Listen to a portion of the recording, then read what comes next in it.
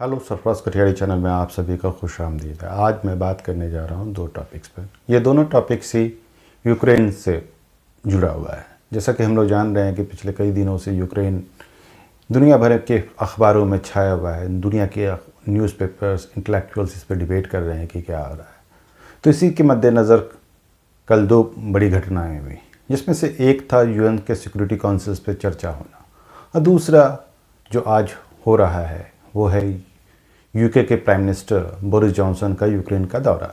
तो सबसे पहले मैं बात करने जा रहा हूँ कल यूएन के सिक्योरिटी काउंसिल्स में क्या हुआ।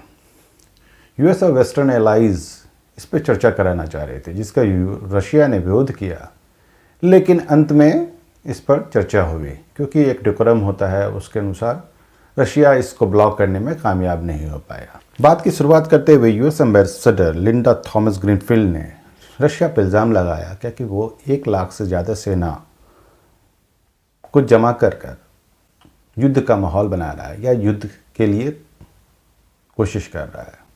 यह पिछले कई दशकों में यूरोप में सबसे बड़ा सैन्य जमावड़ा कहा जाता है। इसके साथ ही उन्होंने बहुत सारी बातों पर चर्चा किया कि ये दुनिया के लिए ख़तरनाक है, इसके लिए जो और भी अन्य तर्क दिए, जिस पे रशिया के एम्बेसडर वासिली नेबेंजिया ने मेगाफोन डिप्लोमेसी का इल्ज़ाम लगाया। दरअसल मेगाफोन डिप्लोमेसी उसको कहा जाता है जब आप डिप्लोमेसी को पब्लिक के सामने करें, ना कि डिप्लोमेटिक मर्यादा के तहत।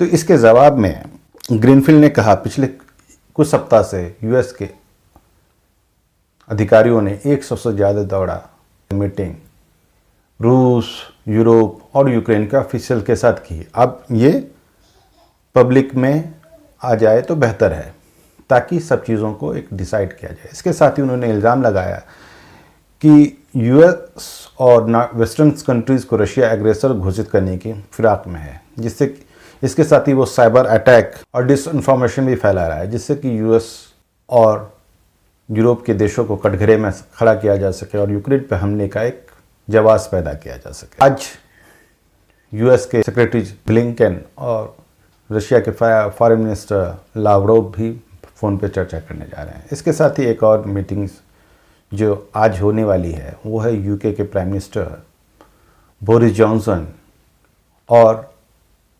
यूक्रेन के प्रेसिडेंट जेलेंस्की के बीच। दरअसल यूक्रेन के दौरे पे जा रहे यूके के प्राइम मिनिस्टर्स के साथ उनकी फॉरेन सेक्रेटरी लिज ट्रूस भी जाने वाली थी, लेकिन उनको कोविड होने के कारण वो नहीं जा पाई। इसके पहले लिज ट्रूस ने भी कहा था कि अगर यूक्रेन पे कोई हमला होता है तो रशियन ओलिगार्क को भागने का कोई रास्ता नहीं बचेगा। दरअसल वेस्टर्न कंट्रीज रूस पर ओलिगार्की का एक इल्ज़ाम लगाता है। उसके अनुसार पुतिन और उसके क्लोज लोग रूस को चलाते हैं। रूस में कोई डेमोक्रेसी नहीं है, उसका एक जो डेमोक्रेसी है वो छद्म है। इसके साथ ही रूस के अनुसार यूक्रेन में कोई डेमोक्रेसी नहीं है, बल्कि वो न्योनाजी है, क्योंकि जब यूक्रेन में जो 2014 में रिवॉल्यूशन हुई थी, जिसको मैदान रिवॉल्यूशन भी कहा जाता है, उसमें कुछ न्योनाजी सिंबल्स भी देखे गए थे और उसको माना जाता है कि यूएस और वेस्टर्न कंट्री ने स्पॉन्सर्ड किया था ताकि रूसियन जो समर्थक प्रेसिडेंट जो पहले यूक्रेन में थे उनके खिलाफ उनको भगाया जा सके। उसके बाद ही क्रीमिया का मुद्दा हुआ था और डोनबास और लुहांस्क में इंसर्जेंसी स्टार्ट हुई थी। तो फिर आते हैं, बात करते हैं यूके पे। तो यूके शुरुआत से ही यूक्रेन के साथ खड़ा हुआ है। यूक्रेन को 88 मिलियन पाउंड की मदद भी किया था कि वो अपने करप्शंस के खिलाफ लड़ पाए। इसके अलावा 2015 से अब तक 22,000 से ज़्यादा यूक्रेनियन फोर्सेस को ट्रेंड किया है। इसके अलावा यूक्रेनियन नेवी के लिए सॉफ्ट लोन दे रहा है ताकि वो नेवी शिप्स बना सके, क्योंकि जब क्रीमिया क्राइसिस हुआ था तो यूक्रेन की नेवी को बहुत नुकसान पहुंचा था, क्योंकि जो क्रीमिया में ही नेवल बेस था वो सारा रूस ने सीज कर लिया था, जिसके बाद यूक्रेन के पास वो नहीं है। इसके पहले यूक्रेन के प्रेसिडेंट जेलेंस्की ने वेस्टर्न कंट्री से अपील किया कि इसको बहुत ज़्यादा एग्जैजरेट ना करें, क्योंकि ये जो हिस्ट्रिया पैदा किया जा रहा है ये यूक्रेन की इकोनॉमी के लिए ख़तरनाक है, क्योंकि यूक्रेन की इकोनॉमी पहले से ही खस्ता हाल चल रही है। अगर ये वॉर हिस्ट्रिया पैदा हुआ तो ये हम यूक्रेन की खस्ता हाल इकोनॉमी और बुरी हालत में जा सकती है।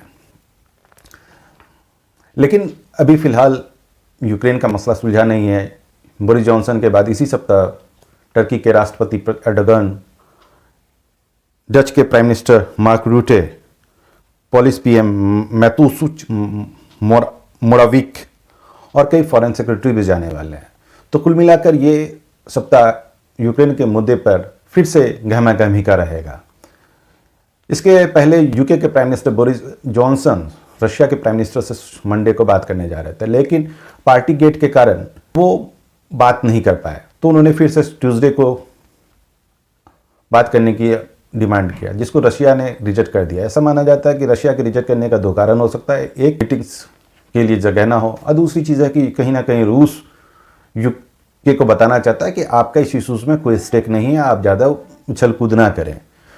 मतलब कि यूएस से बात करेंगे आप, यूके उसके अलाई हैं, उसके मातहत हैं, और आपका कोई डायरेक्ट इंटरफेरेंस का कोई जवाब पैदा नहीं होता, आप दूर से इन चीज़ों को ऑब्जर्व करें। इसी बीच रूस के प्रेसिडेंट चीन के दौरे पे जा रहे हैं, जहां पे ओलंपिक की मेज़बानी भी करेंगे। ऐसा माना जा रहा है क्या कि रूस और चीन के बीच में यूक्रेन से जुड़े मुद्दे पे भी विस्तार से चर्चा दोनों राष्ट्रपति करेंगे। इसके पहले चीन ने यूक्रेन के मसले पर रसिया का साथ दिया और वेस्ट को घेरा। तो कुल मिला के ये जो सप्ताह जो है डिप्लोमेसी के लिए बहुत ही बड़ा साबित होने वाला है। हम लोग इस चीज़ों को देखते हैं, उम्मीद करते हैं कि ये सारा यूक्रेन का मसला कामयाबी से सुलझ जाए और दुनिया फिर से एक शांति के दौर में जी पाए। इन्हीं बातों के साथ अपनी बातों को ख़त्म करता हूँ। Bye bye, take care, see you letter.